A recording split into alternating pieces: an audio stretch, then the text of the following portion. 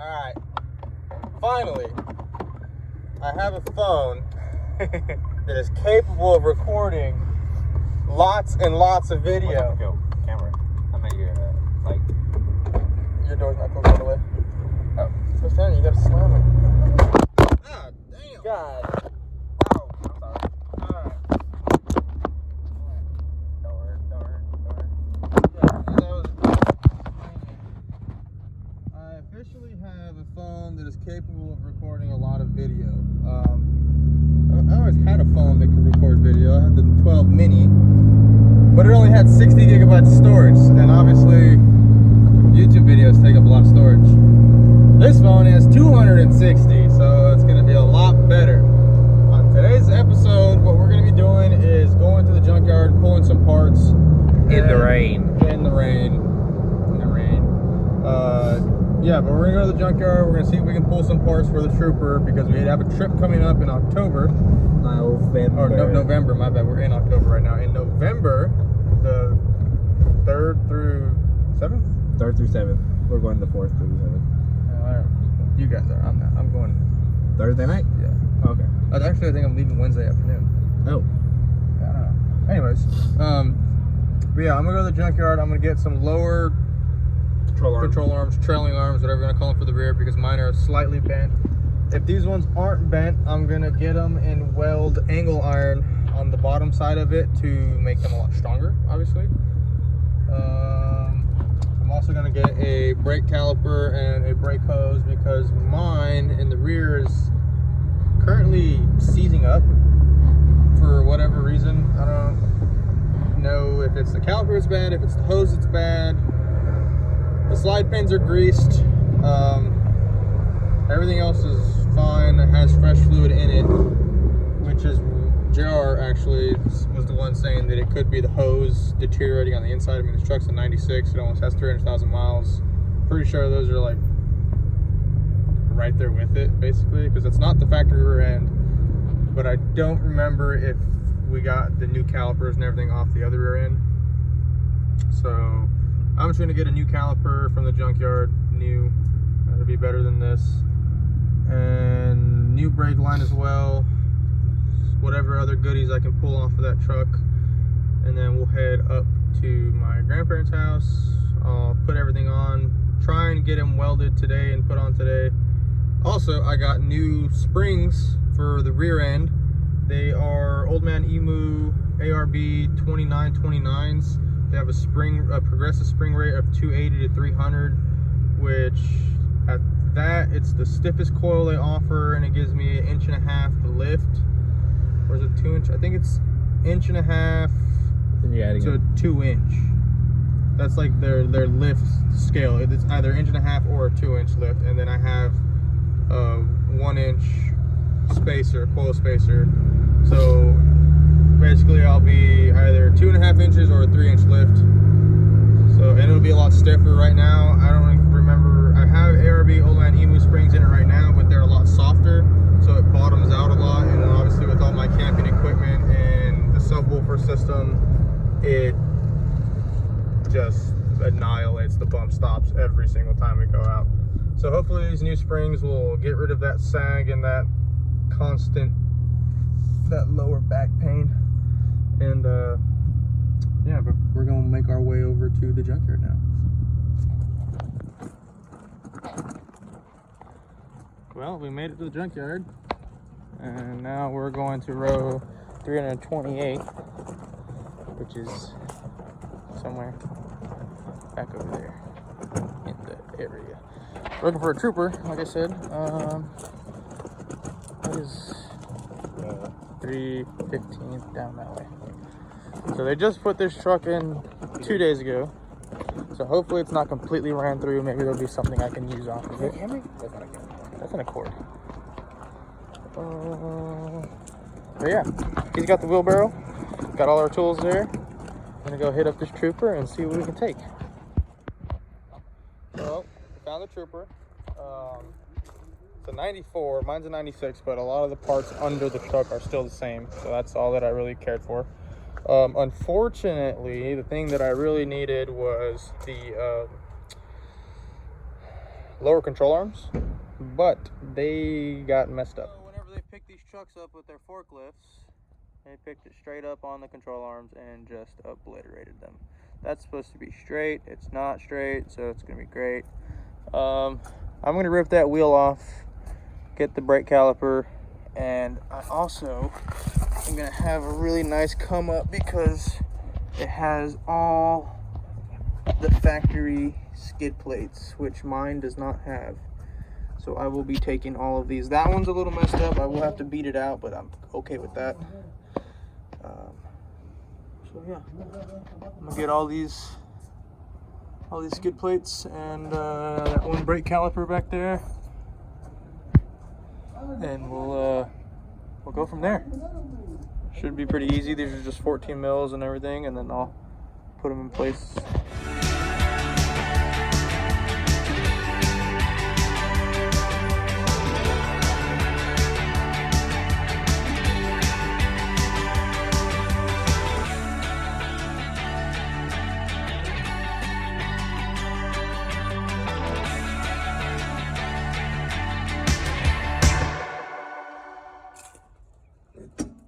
Ta-da! Rolls back and hits your ankle. Oh, okay, so what I'm going for now is this entire caliper and this brake line. So let's do that really quickly. So we're gonna start by removing that brake line there. Totally don't have the right size wrench, but it'll be fine. Maybe.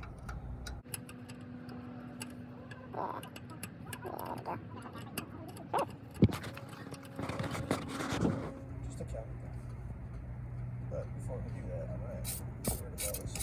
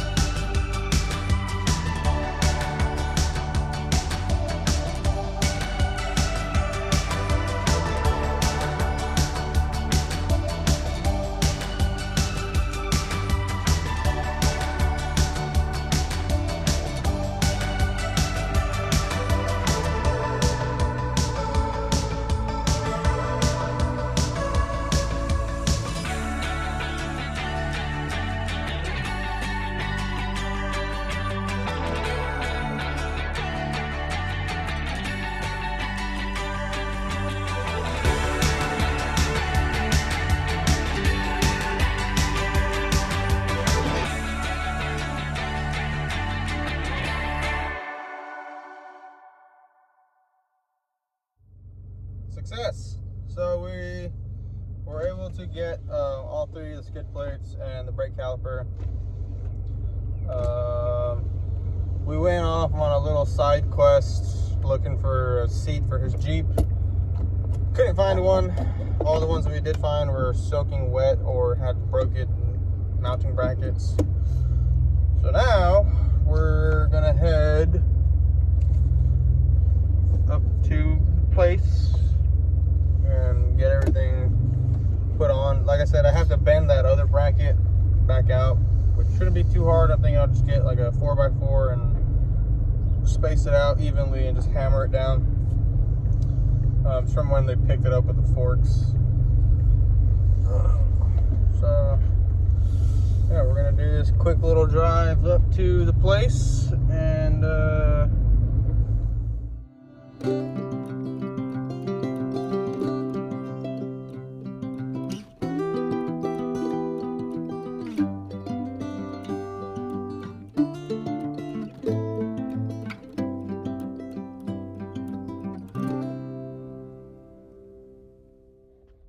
now that we got that beautiful scenic drive done, we're gonna start putting the skid plates on. We just finished beating that with a hammer, and I went to line it up and quickly realized it's not going to work unless I cut it, because I have a 2-inch diff drop on my truck, which brings down the drive shaft 2 inches. And in the factory position, it would clear perfectly right here. It'd be right over this. But with the 2-inch drop, obviously, it's 2 inches below. So I'm gonna take and I'm gonna cut a V, basically just down to there and down to there, and make this big section. That way the drive shaft can clear it. It'll be mint. So I'm gonna line it up again, get a good mark on where I want to cut it, and then I'll start grinding away with our M18 angle grinder right there from Milwaukee. That thing is the absolute bee's knees. But yeah, let me mark it, cut it, smooth it out, that way there's not very many sharp edges on it, rub some oil on it so it doesn't rust, and we'll get there. So now we got this intake on, or intake, he was talking about it, intake. Skid plate. You can see there, it bolts directly to the frame. And it bolts up to the cross member here. I'm gonna break it loose and let this hang down because all the rest of the two sandwich in between it. But like I said, I need to grind that one out. I just wanted to make sure this one was gonna fit and I didn't need to bend it any, which it does fit perfectly fine, so that's good. I already know that transfer case skid plate will fit fine too. The only one that I'm gonna have to modify is the one that goes underneath the diff and up to the frame, which I think my dad's right, and we still need to bend it out more. But once I notch it, I can get an exact idea of what I need to bend and what more I need to cut. So we'll continue on with that. Like I said, I'm gonna put the transfer case on one already because I know that's gonna work, and then I just need to work on that one.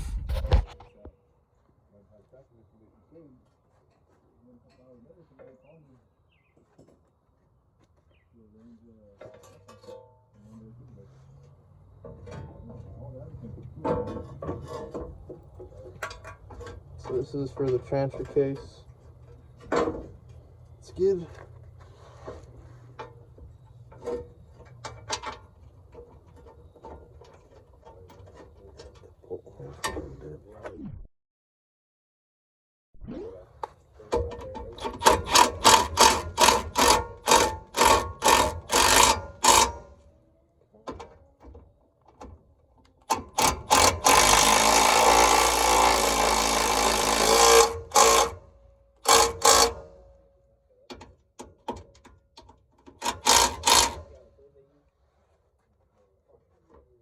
Okay, I'm gonna have to adjust this one a bit.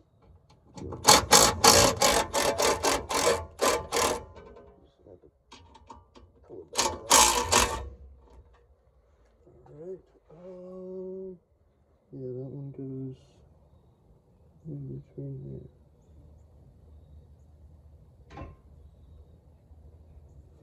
Can't tell.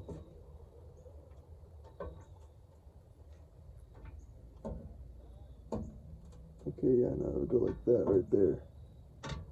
Okay. Yep, and now it's time to grind. Right, Jer? Right. Right. So energetic. Okay. So now we got our angle grinder, got our safety lenses, our glasses. Because you only get one set of eyes. This blows up, you hit your eye, you're done. That's it. That's it. So, safety squints are cool. Get you some pit vipers.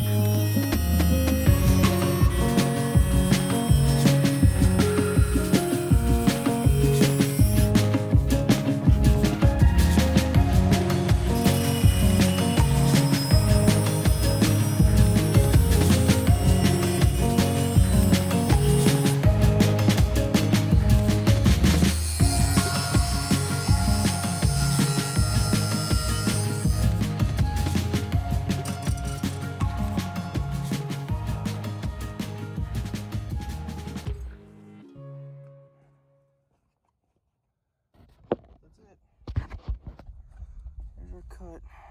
So you can see I try to follow the line of that so it looked as natural as possible, but I'm going to go through with a flat disc or just a wire brush and take off all these sharp edges, and we'll see what that does. Now that the skid plate is cut, I'm hoping it will clear the drive shaft, which by the looks of it,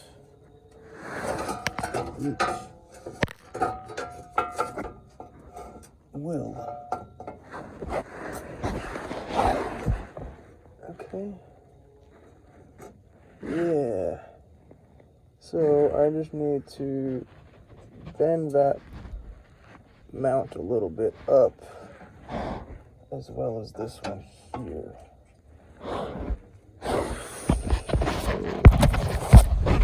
See that? There's the clearance on the drive shaft. That mount needs to go in there, and there's still quite a bit of a gap. So I'm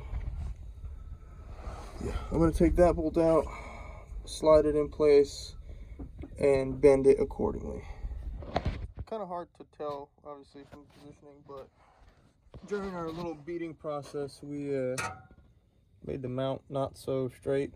As you can see there, it doesn't really line up properly with the cross member. So what I'm going to do is, instead of fighting to get it mounted or to get it at the proper angle, I'm just going to take this bottle jack and press it up into place and hopefully bend it the way it needs to be, and then I'll just bolt it up. And, you know, obviously the pressure will align it the way it needs to, and then I'll work on lining this one up over here, which is just a hair off, you can see.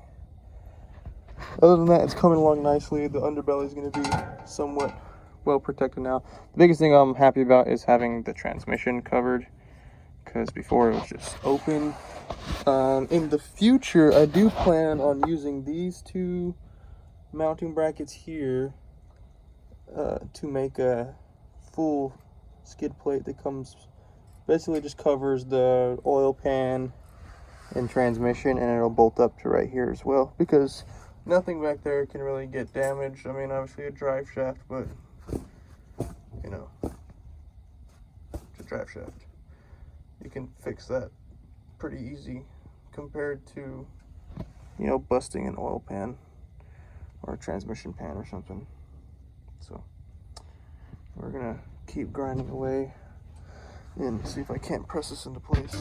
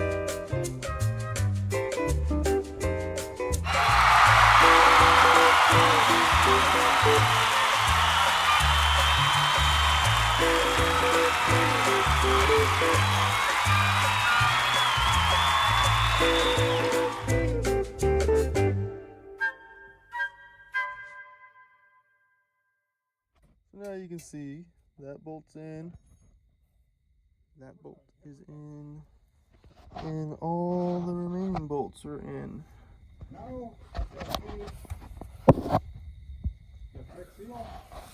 So you can see where I notched it for the drive shaft. It is a tight fit, kind of. You can see the grease fitting gets pretty close to it, but that should be okay. If anything, I can just bend it back down. I just need to make some kind of little bracket that maybe goes from here to here or something. I don't know. I don't ever really hit down in this area. I always hit down over there, so this should be okay for the time being. Obviously, if I hear any weird noise, I know exactly what it is. But there's my underbelly protection, so that's for the transfer case, for that side, and then for the transmission. I'm gonna go ahead and pick up all my stuff and save the springs for another day, because that took up quite a bit of time and it got dark super quick. So I'm gonna call that for this video. I hope you enjoyed it. Be sure to like and subscribe. Oh man. And comment down below if you want to see more videos like this, the upgrade portion of the channel. Yeah, other than that, catch you guys on the next one.